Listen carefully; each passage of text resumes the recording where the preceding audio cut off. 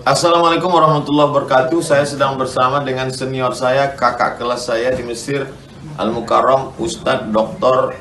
Damanhur Abbas. Nikmati kajian-kajian tausiah beliau yang bergizi, berkualitas di channel Ustadz Damanhur Abbas. Jangan lupa tonton, subscribe, like, share, and comment. Assalamualaikum warahmatullahi wabarakatuh.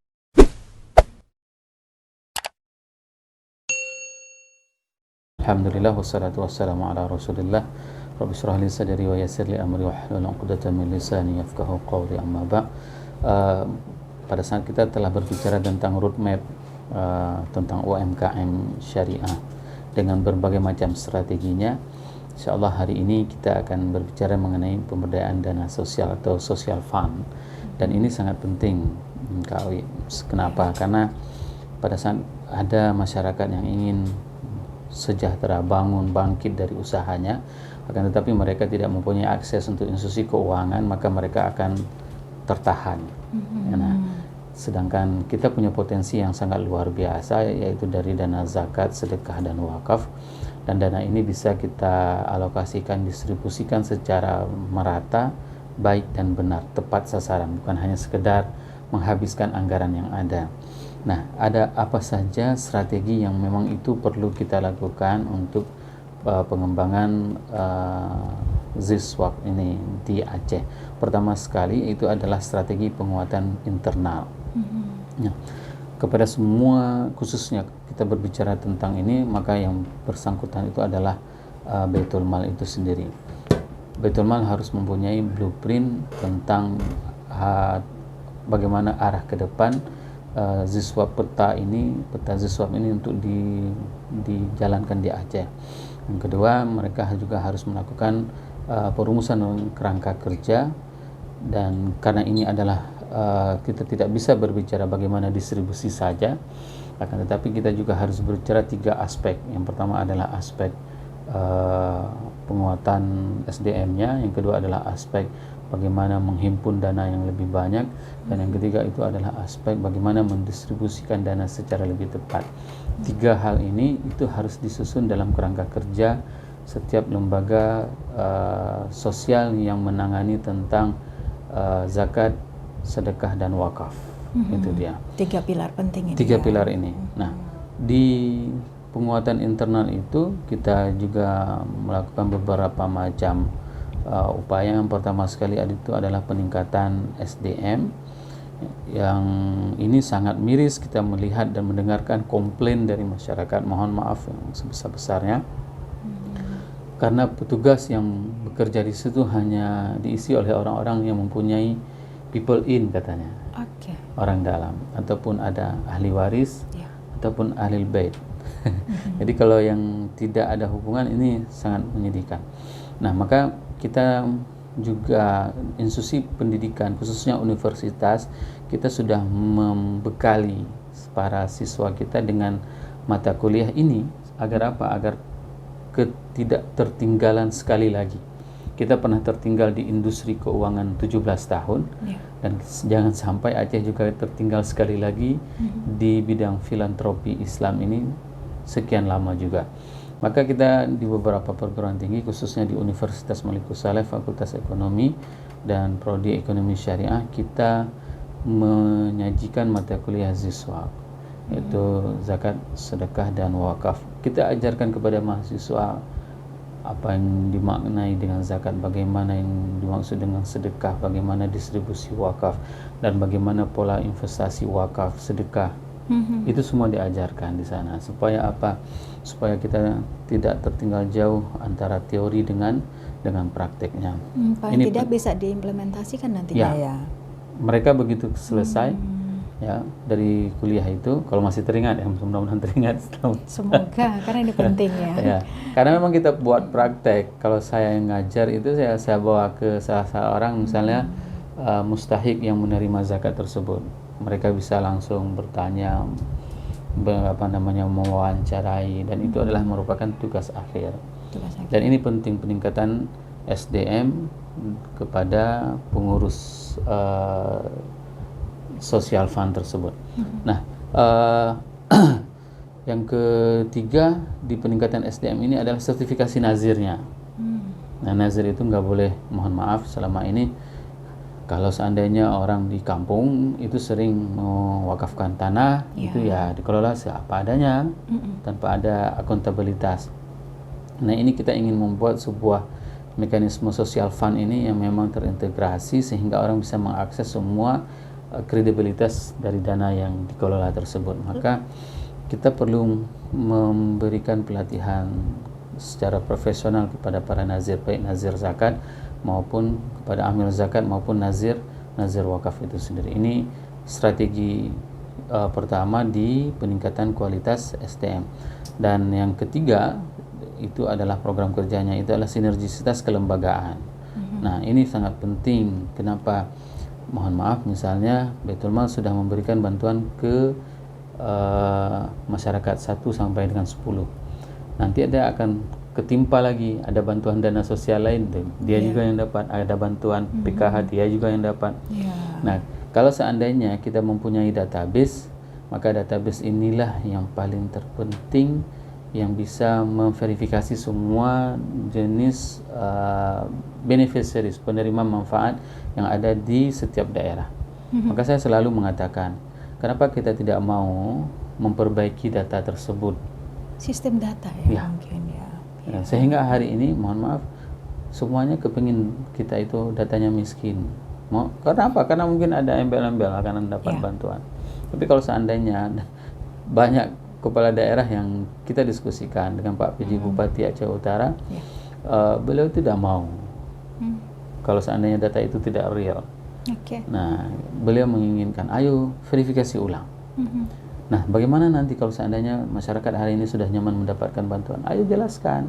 Kalau memang tidak berhak, kita tidak boleh menerimanya, karena ini adalah amanah yang memang harus dipertanggungjawabkan, bukan hanya di dunia, tapi di akhirat loh, ditanyain.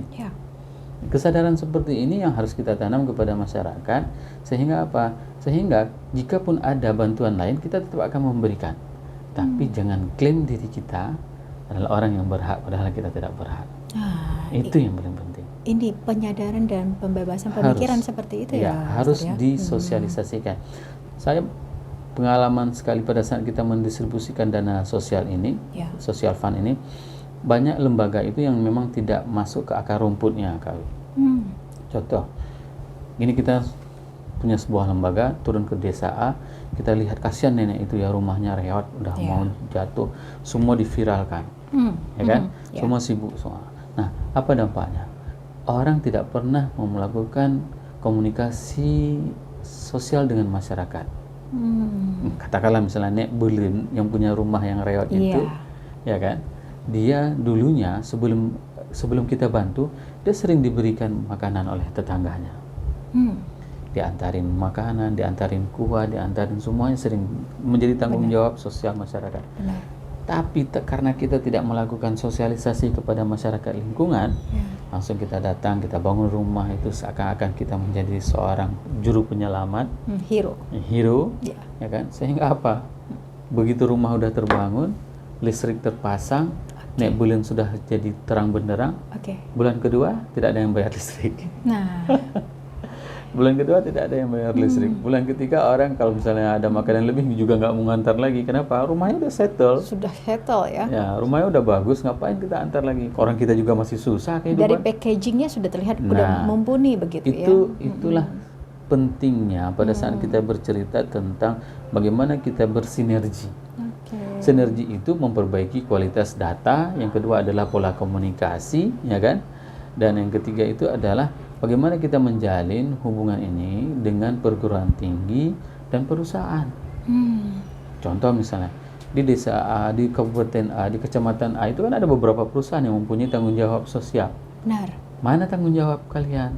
Nah, itu yang harus kita minta kepada perusahaan, perguruan tinggi, apa tanggung jawab sosialnya terhadap desa lingkungannya.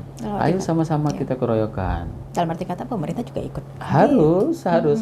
Leadnya kan pemerintah sekarang. Nah, jadi perguruan tinggi, perusahaan, semuanya itu harus menjadi ada irisan-irisan keterkaitan semua unsur tersebut dalam bagaimana cara memaksimalkan social fund tersebut. Jadi dalam arti kata untuk membantu bahwasannya ada orang yang layak menerima bantuan, itu juga dalam hal contoh kasus seperti Debulun ini juga tidak apa ya, jadi dalam dilema ya Ustaz ya. Betul, Seperti itu menjadi dilema yang paling dramatis ya di dalam hal penyaluran bantuan. Kenapa? Karena kita sering tarik ulur Oke. tentang data tersebut. Nah, saya sangat menginginkan universitas yang ada di Kota Lubuk Semaya ataupun Aceh Utara itu bersinergi dengan pemerintahan kota ataupun kabupaten untuk memfinalisasikan data. Kenapa? Karena pasukan terbesar itu adanya di universitas. Pasukan terbesar ya. Pasukan terbesar. Ini yang harus digarisbawahi, Wan. Ya, maksudnya mereka kan punya perguruan tinggi, Benar. punya personel, punya mahasiswa. Nah, ini kan bisa dijadikan sebagai pengabdiannya, sebagai hasil penelitiannya, hasil pengabdiannya. Ayo turunkan ke lapangan, ke desa-desa semuanya, agar mereka mempunyai sebuah kesadaran, mempunyai sebuah output. Setiap aktivitas yang dilakukan oleh perguruan tinggi itu dapat dibiayai oleh perusahaan dan dimotori oleh pemerintah kota ataupun kabupaten, sehingga bisa menghasilkan sebuah data yang fix. Dan ini belum pernah dilakukan. Belum pernah. Nah, mudah-mudahan ke depan, katakanlah misalnya dengan bentuk program apapun, namanya KKNK, misalnya apapun, program pengabdian apapun, nah kita fokus saja. Misal satu desa kita tuntaskan, harus sama-sama kita sepakati. Saya sangat tertarik dengan sistem penetapan ini. Dalam Islam itu sangat berbeda antara satu zona dengan zona yang lain untuk penetapan kemiskinan. Dan itu ada teorinya. Haddul kifayah dengan haddul kafaf antara satu kecamatan, kabupaten, provinsi itu berbeda. Apa yang membuat berbeda? Ya, standar hidup orang. Oke, standar. Kebutuhan hidup seseorang. Beda kalau seandainya di Jakarta kehidupannya berapa? Ya kan, DKI Jakarta. Kalau seandainya di Aceh berapa kehidupannya? Orang bisa settle hidupnya, bisa sustainable hidupnya di Aceh itu apabila misalnya punya penghidupan sehari-hari, kalau misalnya belum berkeluarga itu sekian. Kalau sudah berkeluarga sekian. Ada biaya kemahalan? Ada biaya yang memang itu kita tetapkan bersama. Dengan artian kebutuhan hidup seseorang, bukan keinginan hidup seseorang. Kalau keinginan nggak akan pernah bisa kita penuhi. Selalu ingin ya, selalu ingin makan apa namanya misalnya makannya ya seperti yang keinginannya. Ya, kalau standarnya kan sudah ada nasi dengan ikan ataupun dengan lauk, kebutuhan. Nah, ini yang perlu kita standarisasikan untuk semua daerah, sehingga apa, semua yang terlibat di dalam lembaga social fund ini, ya ZISWAF, itu harus mempunyai tenaga yang memang kompeten. Yang kedua, mereka juga harus mempunyai rancangan kerja apa. Yang ketiga, mereka juga harus bersinergi dengan semua lembaga yang ada di daerah tersebut. Saya kira ini merupakan strategi pertama pada saat kita berbicara mengenai pemberdayaan dana sosial ataupun social fund. Insya Allah kita akan sambung dengan integrasi social fund dengan perusahaan di waktu yang akan datang, karena waktunya hampir maghrib. Iya, padahal mau ada yang dibertanyakan ini. Boleh juga satu boleh. Iya, jadi Ustaz, selama ini kan kalau kita lihat soal sumber daya manusia, bahwasannya tadi ada people in. Nah, apakah ini akan terus berlanjut atau mungkin ada gebrakan baru yang sebenarnya harus dilakukan? Ada beberapa hal, ini kritikan yang memang harus saya sampaikan. Pada saat salah satu lembaga itu melakukan seleksi dan itu diberikan otoritas kepada, mohon maaf, DPR. Dan itu tidak independen. Nah, kenapa? Karena orang yang terlibat di situ adalah semua sudah ada keinginan. Dan ini yang sebenarnya yang paling kita sangat sayangkan di lembaga yang notabene-nya itu berlandaskan dan mengatasnamakan agama, rakyat, ya kan? Tapi mereka menitipkan orang-orang yang memang sama sekali tidak profesional. Ini yang paling menyedihkan. Sehingga apa? Orientasi mereka ya cari pekerjaan di situ, bukan untuk bekerja, memberikan pengabdian dan mendapatkan upah. Nah, ini yang paling bahaya. Orientasi ya. Orientasi. Pas salah seorang teman bercerita, ngapain bergabung ke sini? Dia menjawab, cari kerjaan. Ini yang paling bahaya. Iya, paling bahaya. Baik, Ustaz. Dan Baik, kita sayang sekali ya waktunya Ustadz ya, Ya. harus kita akhiri. Karena waktu maghribnya selalu cepat dah hari ini. Iya, baik. Mungkin pamit dengan pendengar, silakan Ustadz. Ya, semoga kita diberikan kesempatan, insya Allah akan kita sambung dengan strategi kedua, yaitu integrasi social fund dengan perusahaan di pertemuan yang akan datang. Subhanakallahumma bihamdik, asyhadu an la ilaha illa anta astaghfiruka wa atubu ilaik. Assalamualaikum warahmatullahi wabarakatuh.